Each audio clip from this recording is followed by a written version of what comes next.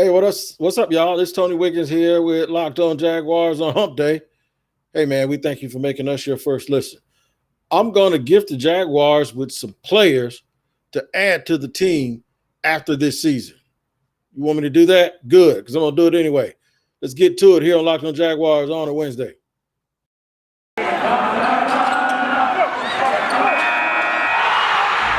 are Locked On Jags, your daily Jacksonville Jaguars podcast.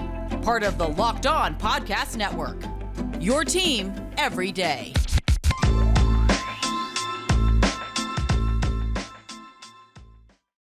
Good people, what is going on? I got to let you know that today's episode of Locked On Jaguars is brought to you by McDonald's, proudly serving communities since 1965. McDonald's has always been more than just a place to get tasty food that's affordable. It's an official community center. A big thank you to our friends at McDonald's for always being there. I lived right behind one most of my life when I was growing up, and I'm telling you, love it then, and I'm still loving it now. Let's talk about the Jaguars, man. Here's what we're going to do today.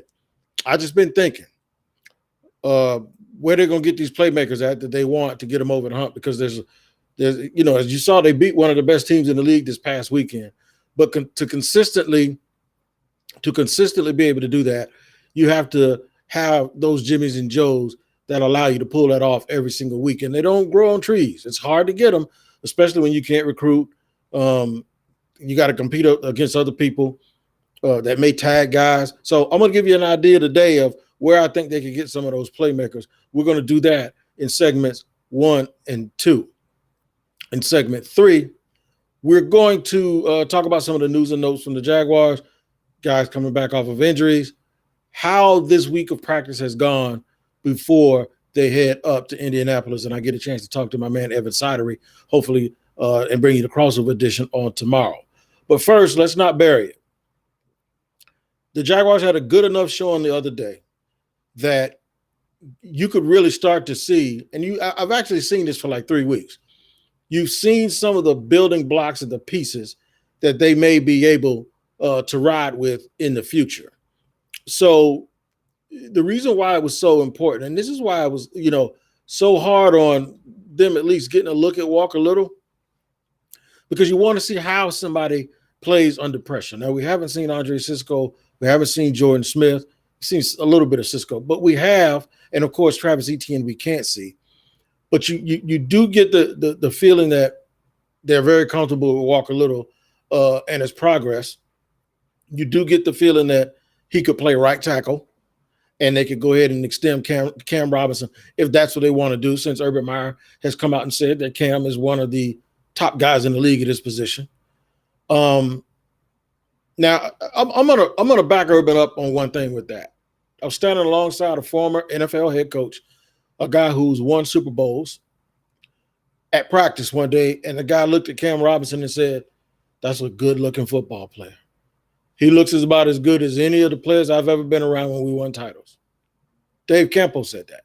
So you'd understand and start to understand, and Cam's like 26 years old, why teams would hesitate to get rid of guys like that. And I know you haven't seen him in Pro Bowls and you haven't seen him doing all of those things, but for the sake of this show and for the sake of us trying to figure out what they're going to keep, who they can depend on to be good, if they're going to be good, who on the team right now is somebody you can say that they're going to look around when they're good, and let's just run under the assumption for your fandom's purpose to say that it's going to happen. So if it's going to happen, if you look around at the team right now, who's going to be there when it happens? And this is why I always talk about, how do you want to be good? How are you going to get great? How are you going to get great if you settle for mediocrity? One area that they need to improve on is their ability to separate and make plays on offense. So I've been looking around for, like, not the obvious stuff, but for the perfect fit. The obvious is the greatest players are perfect anywhere. The obvious is Devontae Adams, right? I don't think that's realistic, even though I would try. The same way I said last year that I would try to sign Trent Williams if I had the opportunity to. I would absolutely look at Devontae Adams. But for this podcast, we're going to just assume that he's unreachable, right? If you look at the wide receiver position, there's an opportunity there next year. Now I'm gonna do this from a draft perspective in segment 2 because free agency comes before the draft. And in no means am I trying to get way ahead and throwing this season away, and I'm already talking free agency and draft because I think this is a lost cause. That's not what I'm doing. What I'm doing is I'm trying to add on to the positivity of what we saw last weekend. Because even though we saw what we saw last weekend, I'm going to tell you, they're not going to make the playoffs. And if they do, it'll be the biggest miracle. It'll be bigger than the 1980 hockey team or whatever, or 1984 hockey team, whatever that, with the miracle on it. It'll be bigger than that. So I don't think it's going to happen. And I'm trying to be realistic. But I am going to approach this in a sensible way, but I'm going to set it up with certain scenarios. And that scenario is that the Jags don't end up with a top 3 or top 4 pick, that they end up somewhere at 5 or 6. Now, they're going to have to win probably a couple more games to do that and upset some people. They still have Houston down coming. I think they still got I know they got Houston, so that's at least one win. And I know I said that before and it didn't happen. But I can think right now we can pretty much safely say that they'll probably be able to pull that game out. And if they pull out another one, well, that gets them to 4 wins, and then you have Detroit, who's doing real bad. You have the Jets. You have Houston, who I just mentioned. And maybe another team will slip and fall, like Miami. Miami's already there, but their pick goes to Philly.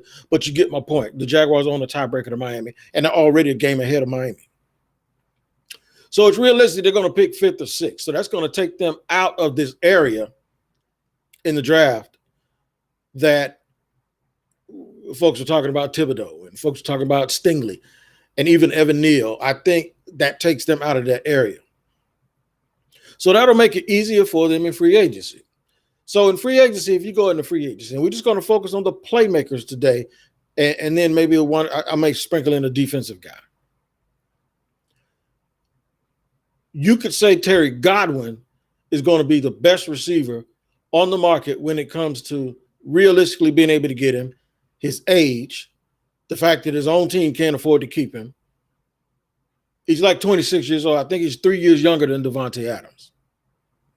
You could also argue that being a year removed from a knee injury, that Courtney Sutton gives some value, considering also this staff seems to value guys that played well that they've seen.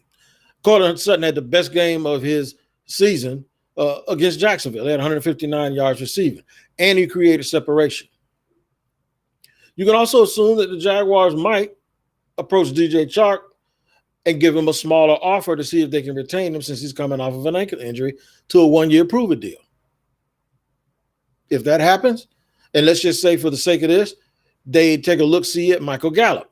Michael Gallup is a guy for Dallas who's been hurt all year, and now that Cedric Wilson stepped up and they got CeeDee Lamb and Cooper, Dallas they don't have any money anyway, so they can't afford to keep Michael Gallup, who can absolutely fly.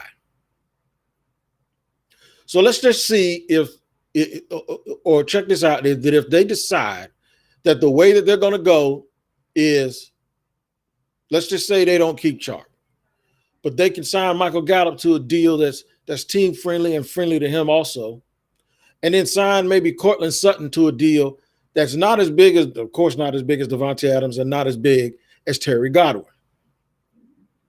You get 2 guys, 2 for a quarterback that needs weapons. You get Travis Etienne coming back out of an injury. You get the continued progression of Jamal Agnew, who you can use, and you get Marvin Jones Sr., who's still here. So now you're absolutely loaded at receiver. But what if you only get one of those guys? I got a plan. And there's a guy to me that is an absolute perfect fit for the Jacksonville Jaguars. And from a draft perspective, I'm in love with him. Not like that. And probably not as much as I was with Jamar Chase. Pretty damn close. I want to tell you who that is and why I think he's a perfect fit for Jacksonville in just a second here on Locked On Jaguars. I'm going to first tell you, though, man, you got to Get ready to save you some money, Jaguar fans. This is Tony Wiggins with an incredible app everyone who buys gas needs to know about. It's called Get Upside, GETUPSIDE. My listeners are making up to 25 cents for every gallon of gas every time they fill up. All they did was go and download the free Get Upside app in the App Store or on Google Play. You can do it right now, and if you use the promo code TOUCHDOWN, you'll get about 25 cents off per gallon for your first fill up, added to the 25 cents you're already saving per gallon just for using that promo code with that app and downloading the Get Upside app. So that's 50 cents cash back for every gallon on your first fill up. Don't pay the full price at the pumps no more, man. Just get cash back using Get Upside. And all you got to do is whenever you want to clear that money out of your account and give yourself access to it, you just have them send it to your bank, to your PayPal account, to e-gift card, or an Amazon or other brands. Just download the free Get Upside app and use the promo code TOUCHDOWN. And you'll start saving gas. You start saving your cash on gas right now. All right, running through it, man, here on Locked On Jaguars today. I'm Tony Wiggins with Locked On Jaguars, your team every day. I'm not writing the season off. I'm being enthusiastic about what I saw the other day. And what I saw the other day is there are probably a few more people that you can look around right now and say, when we get good, they're going to be here. Josh Allen, Devon Hamilton, Dwan Smoot in a nice rotational role. Dwan Smoot, Miles Jack, Shaq Griffin, Cam Robinson, maybe walk a little in a little bit of a different role. Dan Arnold, Marvin Jones, Jamal Agnew, of course, Trevor Lawrence, and then we also know about James Robinson. Guy showed up the other day. And then you have some pieces with Rudy Ford showing that he can play the nickel. I don't know where that's been. Nice of y'all to finally show that us to us with Jack, but it ain't too little too late. Good for you. So now we're talking about weapons and these weapons that don't grow on trees. Now I mentioned the Courtney Suttons of the world, Terry Godwin, not Terry Godwin, but Godwin from Tampa. Some of these other receivers, Michael Gallup, some of these nice, good, professional NFL receivers that are the 1 alpha types, maybe 1B. If you get Godwin, Chris Godwin, he's probably your number 1. But on a team that really wants to win the title, he should probably be a guy who can be a number 1, but he's probably more like a number 2, but a very good number 2. Because if you see teams like Tampa, I don't even know if he's number 2. He's probably number 3 in Tampa. So that's what I'm saying. Sometimes what you have to do is like CeeDee Lamb could be a number 1, but they got Cooper, So both of those guys are kind of like 1 and 1A. So you don't necessarily need to have everyone play the 1, 2, 3 role. You just need really, really good football players that are going to get open and get Trevor a chance to utilize some weapons. So who is this mystery player in college that I'm talking about? First, let me tell you what they've done in free agency, and this is how you're going to team build. This is hypothetically what they could possibly do in free agency. Let's just say they get one of those guys, and it's not Godwin. Say Chris Godwin says, no, I'm going to go back up where I come from. He played at Penn State. Let me go back up north. Do what Allen Robinson did. He said, no, I ain't going to do that. Appreciated Jacksonville, but no. Then I think the next best alternative, and maybe right there with them, I really like Courtney Sutton as a football player. I love Courtney Sutton. So what if you get Courtney Sutton? Now you're going into the draft. You're not going to take a left tackle. Let's just say you sign Wyatt Teller to be a guard in free agency. He's going to be right guard. You move Ben Barch to left guard. You don't keep Andrew Norwell. You franchise tag Cam Robinson again, and then you tell Walker Little and Jawan Taylor, y'all going to fight it out for right tackle.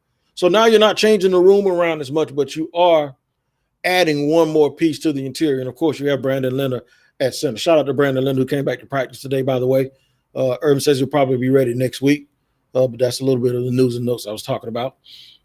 So now you go into the draft, and maybe you added another defensive lineman in free agency. So now you go into the draft not necessarily needing anything. You could probably use another pass rusher, right? So now you have to start thinking about, are you going to look at this Hutchinson kid from Michigan?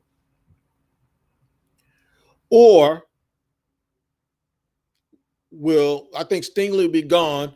Will the second or third corner entice you to draft them? But now if you do that, you're pushing Tyson Campbell into a nickel role, which he probably needs to be anyway. But with the way that they think about Tyson Campbell, you never know if they're going to do that, right? There's one guy, man, that I can imagine Trevor Lawrence throwing the ball to.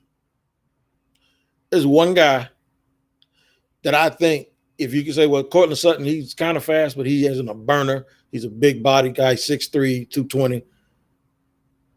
I've been watching this Chris Olave tape. Let me tell you something. I wouldn't take him at 5 or 6, or I might, depending on how things work out, because we saw these guys go. You saw Chase, and I'm not saying Olave's Chase, but you saw Waddle go at 7. Devontae went at 12. I'm telling you, man, if the Jaguars are sitting there at number 5 and some team wants to come up and get that safety from Notre Dame, or some team really loves the Hutchinson kid out of Michigan, and some team really loves Charles Cross and they need a left tackle, and they're willing to just say, just come down 2 spots and get some extra capital. However they have to do it. I don't care if it's a number 5. I don't care if it's number 7. I don't care if it's a number 8. Will you go watch the tape of Chris Olave and imagine Chris Olave on this roster, especially after the additions of Courtney Sutton, with the other players at the skill positions that they already have? When you look up the recipe for what the Jaguars need, when you look up and you read the quotes of Urban Meyer, go watch the tape, the 2021 highlight tapes of Chris Olave. Now, there are a bunch of receivers in this draft. And the reason why I'm hopping on this is because if you want some receivers for this team, we can't make the same mistake that we made last year. You look at free agency where there's a bunch of them out there and teams can't afford them. And then you look into this draft. If you need another pass rusher, you look into this draft. If you need one, you can look at teams that can't afford to keep their pass rushers. Now that marijuana is legal in the NFL, or they don't test for it or whatever, I take Randy Gregory in a heartbeat. Dallas can't afford to keep him. Can you imagine Randy Gregory on the other side of Josh Allen with Dewan Smoot as your third guy in the mix with all of them? That's how you get good. So back to Chris Olave. I'm telling you, if there was a photograph or a highlight or a video of the guy that Urban Meyer keeps describing and the guy that fans want for this team, Chris Olave, the wide receiver from Ohio State, you'd see a picture of him, because watch how he plays and think about what this team is missing.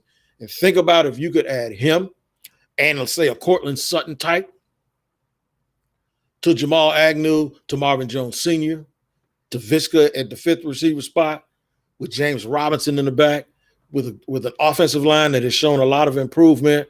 And I'm going to stick with them because everybody's been beating me up about talking about the offensive line so bad. And everybody's saying the offensive line is great, but I'm going to add a little bit of something. I'm going to get that one piece. And I think Wyatt Teller is a really good piece, because I do think that the interior for pass protection needs to improve. I'm going to touch it up just a little bit, and I want to make one of those guys that we think is a future starter. I'm going to make him a depth guy, because I think that's how you get better. Can you imagine that scenario? Because I always sit here on the back end and I criticize them for what they didn't do. So now today I decided I'm going to put a scenario out of what they should do, but it's going to be backed by positivity from what I saw the other day. And what I saw the other day was a team that, when motivated and when coached up and when put in the right position, has a little bit more than we think. And this is why I picked them to win between 7 and 9 games coming into this year, because they're now living up to at least the last couple of times they played, minus the Seattle game. But now you're seeing they played one of those teams the other day that I got a lot of respect for.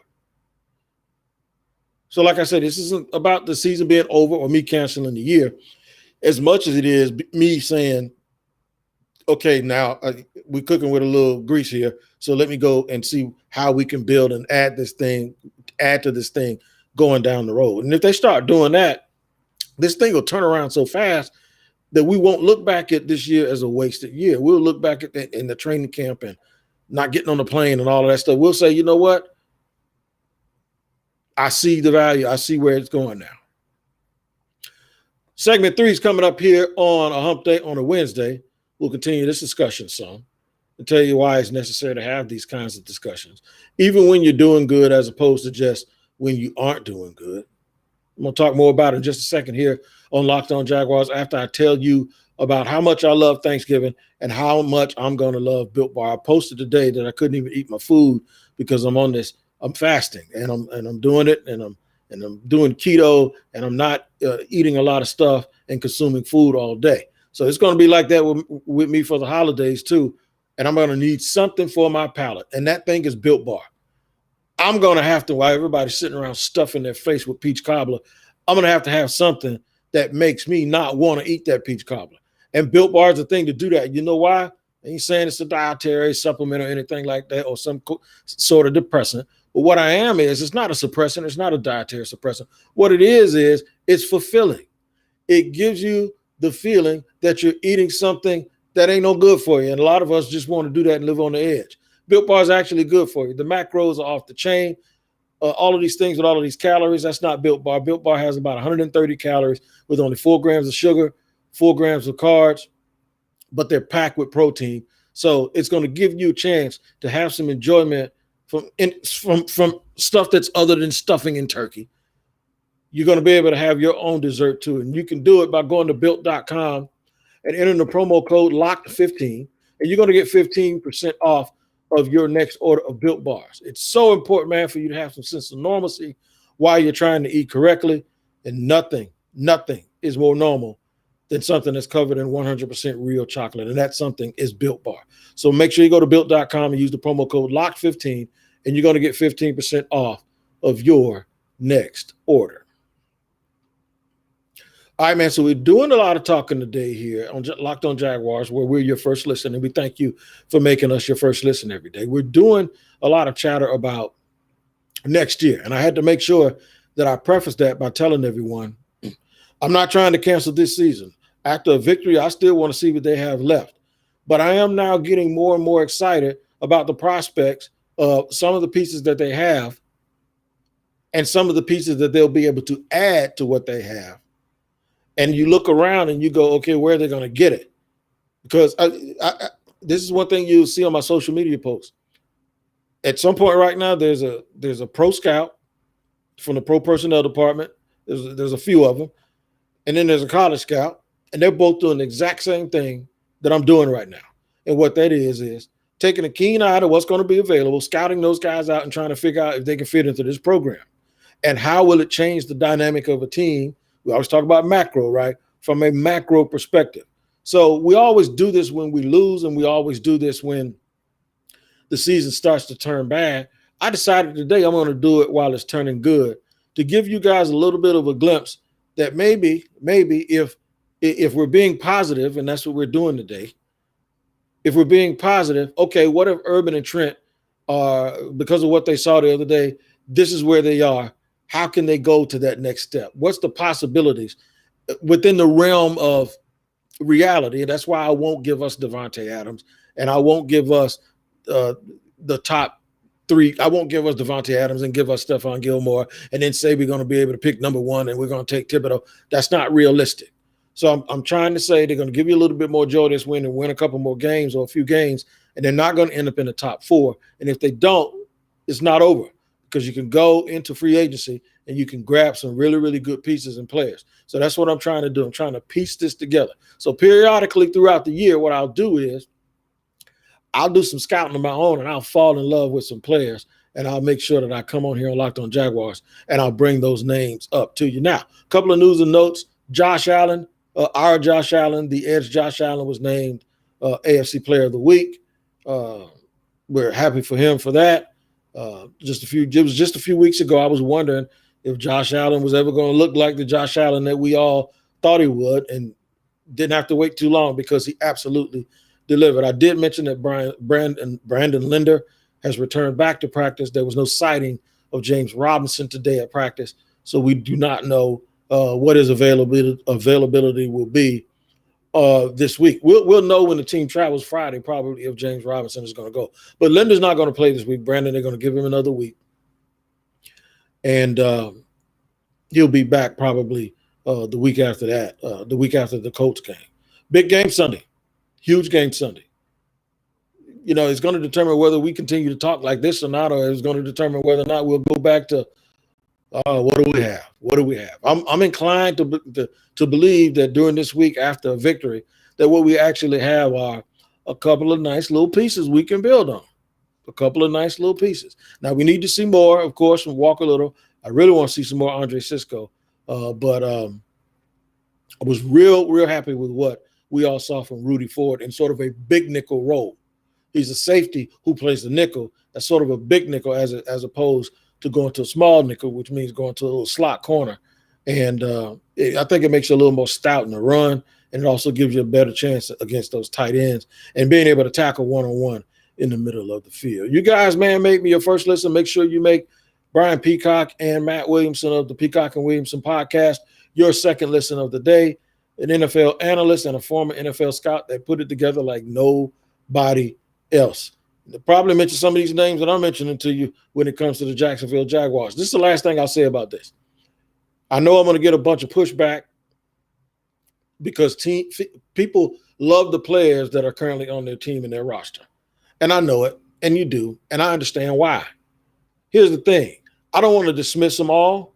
I don't want to get rid of everyone that's on the roster, but make no mistake about it. If and when you ever get good in this league, you're going to have to get rid of players that you like, and some of them can play. That's just the nature of the business. So just take the suggestion and take it as you can never have too many playmakers. And this is my way of trying to be realistic about the possibility of the future of the Jaguars getting better. So we're not talking about it. We're being about it. Until then, man, take care. Thanks for joining me here every day like you always do. And we'll see and talk to you tomorrow.